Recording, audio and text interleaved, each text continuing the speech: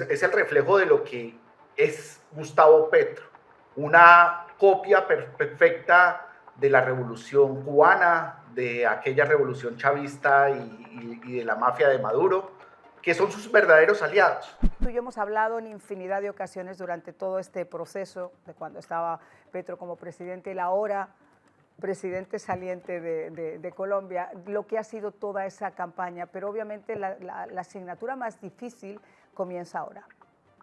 Claro, el tema de la seguridad. El tema de la seguridad se entrega, lo estabas en tu introducción, lo dijiste, está totalmente salida de madre en todos los sitios. Los grupos armados crecieron en promedio, esto es un promedio en 4 años, 140%. Estoy diciendo que pasaron cifras de combatientes de grupos armados a casi 10.000, 12.000 integrantes. Eso es suficiente para tener un problema de desestabilización de un país. O sea, es de una gravedad enorme. La capacidad aérea está totalmente deteriorada en ese momento. Es un problema mayúsculo que encontramos para hacer operaciones de ofensivas en este momento. Toca hacerlas, pero va a ser un problema enorme. Tenemos unas zonas en el suroccidente del país, precisamente con centro de gravedad en la ciudad de Cali, que fue el epicentro de las protestas sociales en el 2021 y donde se ha concentrado el máximo de la violencia, junto a las ciudades de Pasto, que quedan cerca de ahí, y la ciudad de Popayán, que es la otra capital en el suroccidente del país. Lo mismo sucede como hacia el centro del país, donde es el sur de este antioqueño, cerca de Medellín. Hay una serie de municipios muy complicados, Caucasia y otros. Y al oriente del país, Tibú y demás. Tibú, referencia para los televidentes, es el municipio con mayor frontera que se tiene con Venezuela, donde hay una situación desbordada, donde han habido una cantidad de situaciones, muy cerca a la capital de Cúcuta, ciudad fronteriza con Venezuela. Y hacia el suroccidente del país, hacia el suroriente del país, Putumayo y Caquetá, municipios fronterizos con Ecuador y con Perú. Entonces la situación es desbordada. Por donde lo miremos, el país lo entrega en seguridad destrozado, en todos los frentes.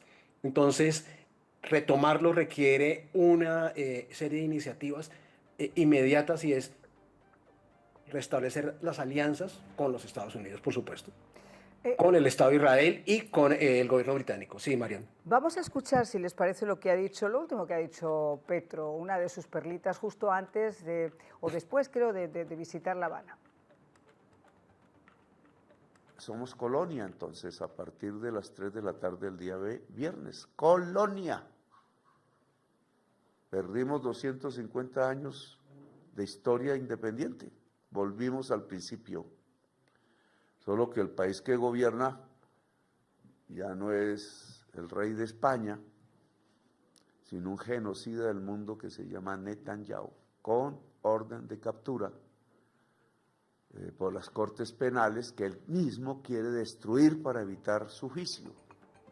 Miren, yo no quiero, obviamente, lanzar ningún improperio, pero creo que este señor ya tiene un pasado bastante copioso de improperios lanzados a la luz de la luna y bajo los efectos de la botella. Yo no sé realmente qué le lleva a este señor a hacer estas declaraciones precisamente saliendo y en un momento donde de alguna forma concentrar la polarización que él mismo ha creado debería estar en su mente. ¿Cómo lo ves, Juan David? Bueno, es la táctica de los perdedores, la táctica de los que se llaman revolucionarios, pero realmente lo único que les gusta es la revolución de la sangre, del improperio, de los ataques, de la polarización desbordada, la misma que él mismo ha creado en Colombia durante tantos años.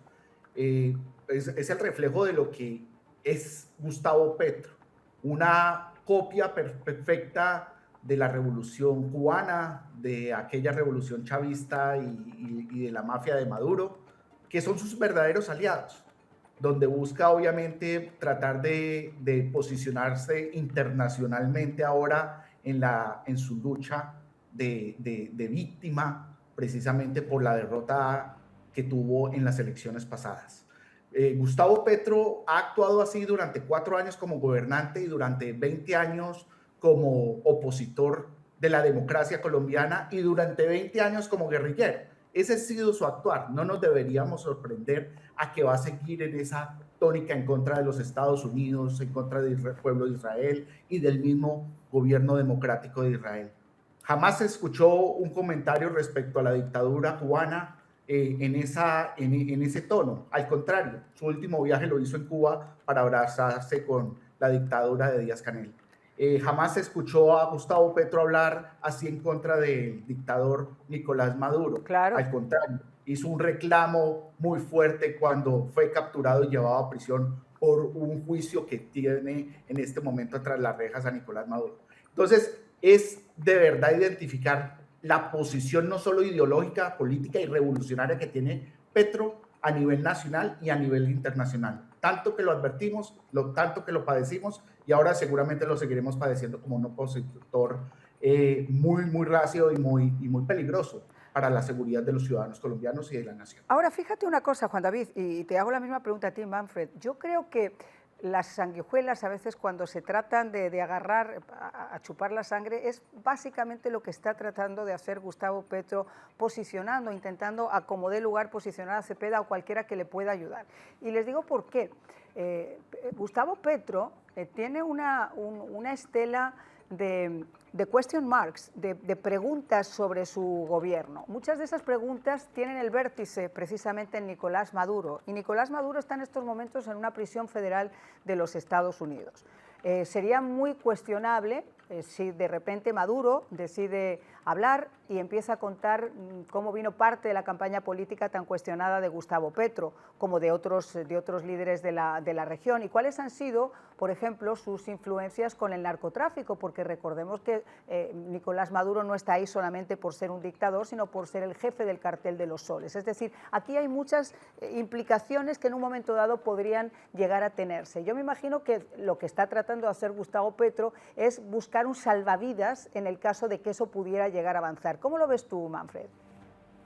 Bueno, hay esa rueda de prensa en la casa de Nariño fue en el día anteayer, fue esa rueda de prensa.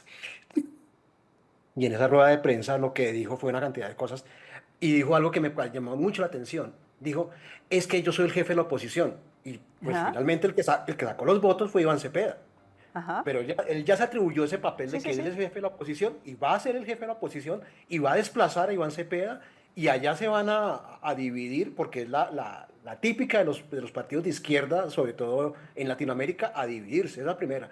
La segunda, lo que se ha encontrado en el empalme, que todavía no han dado los resultados completos, el empalme anticorrupción, digamos que más bien auditoría anticorrupción sin datos completos, es una cantidad de irregularidades, de contrataciones muy sospechosas, unas señoritas de entre 18 y 22 años que manejan entidades completas con presupuestos de billones de pesos que dirigen el Estado como quieren, sin tener ninguna formación. Es decir, este gobierno sale hasta el último día con la mayor cantidad de escándalos que se haya visto en cualquier gobierno de Colombia en su historia. No se había visto semejante desmadre en ese sentido. Es un hombre, aparte pues en esa rueda de prensa habla de un fraude, presenta a un señor sin ningunas credenciales a hablar de fraudes, no tiene ni pies ni cabeza. Es decir, este hombre va a salir a hacer oposición y a intentar encender el país. Por eso el símbolo de que el presidente de la Espriella se posesione en la ciudad de Cali, donde fue el epicentro de la protesta social de 2021, con graves consecuencias para el país, es es muy bueno narrativamente para quitarle ese discurso a Gustavo Petro, porque vamos a tener un Gustavo Petro en la oposición intentando moverse y también, claro, tiene unas listas pendientes, la lista OFAT, la llamada lista Clinton, donde está metido, va a ser complicado. Lo de su esposa y también una serie de contratos también irregulares y demás, y de personas que estuvieron ahí y demás. Entonces, es decir, está cercado por dos puntos, pero también buscando una salida en donde mejor lo sabe hacer. Moverse en la oposición frente a sus copartidarios que también van a tener problemas. Iván Cepeda no se va a quedar quieto indiscutiblemente y esto va a tener repercusiones en el país. Es decir, Abel de la Espriella recibe un país realmente complejo, pero creo que por el momento creo que lo hace bastante bien en ganar la narrativa y los símbolos que tantas veces le hizo daño al país haberse dejado imponer esas narrativas.